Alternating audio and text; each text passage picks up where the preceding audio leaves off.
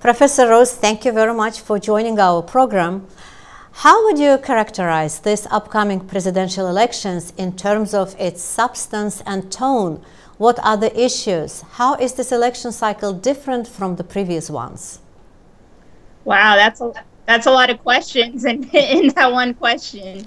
This election has been quite different from other elections, just in the characterizations of both candidates that are running. You have someone who arguably, at least on paper, has the most experience of anyone who's run for president and happens to be a woman. And on the other side, you have a complete outsider who is running for president, who has absolutely no political experience, comes from the business world, and that's practically unheard of in American politics. So those two candidates couldn't be, any more different than they are. You also, on top of that, put in the factor that they are both incredibly unpopular with the American electorate. They have the highest unfavorability numbers that any two candidates have had in the history of U.S. presidential elections. And so it makes for a very interesting and unique election. In terms of the issues, I think the issues have not been covered the way that they have been covered in other elections. So there has been much more fluff than substance in this election, with a lot of salacious stories coming out about both candidates. And that has really dominated the election cycle. And that has come at the price of speaking about issues that matter to the American public, issues like immigration, issues like terrorism, issues like healthcare, climate change, that frankly have just not received the amount of attention that the personalities and characteristics of these two candidates have received.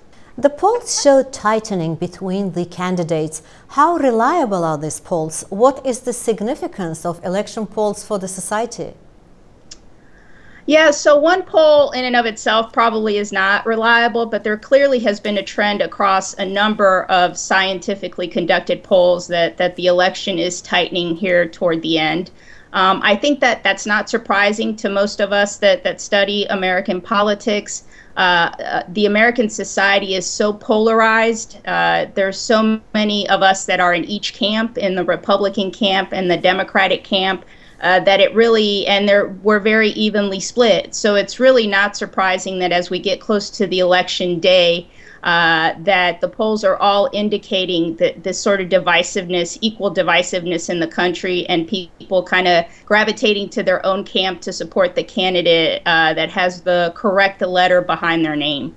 Some of America's international detractors point to the presidential debates and criticize the tone of these debates. How would you explain the exchanges, the contention between the two political camps to the international audience?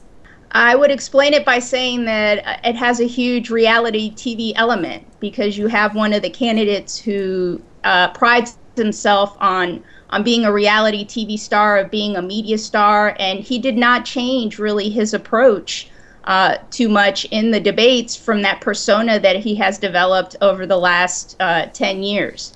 And so that element really did permeate the debates that occurred. I think Hillary Clinton did a lot to try and not feed into that, but since that was the atmosphere that she was debating in, and it wasn't a lot of specifics about substance and policy issues, that she also got caught up in that atmosphere. And so if I was explaining it to an international audience, I would say that there was a huge element of reality TV involved in our presidential debates this year. And I have one more question. American political landscape is dominated by two political parties. Ever since its inception, the presidential elections have mostly been a race between two candidates.